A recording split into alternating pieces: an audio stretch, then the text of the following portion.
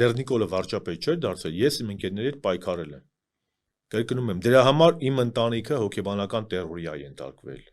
հոգեբանական բռնության է ենթարկվել, իմ ընտանիքը, իմ ծնողը, իմ կինը, իմ երեխաները, իմ ընկերների երեխաները, իմ նախագահան, իմ ընկերները քրեական գործերի տակ են ընկել, բռնվել են, դուրս են եկել, ես էլ եմ բռնվել, պարզ կարժա 2 օրով։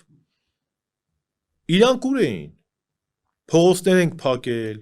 ամիսներով տուն չեն գնացել,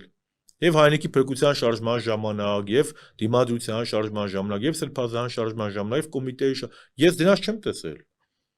Բաթողգային փրկեին մեր ազգը Նիկոլից։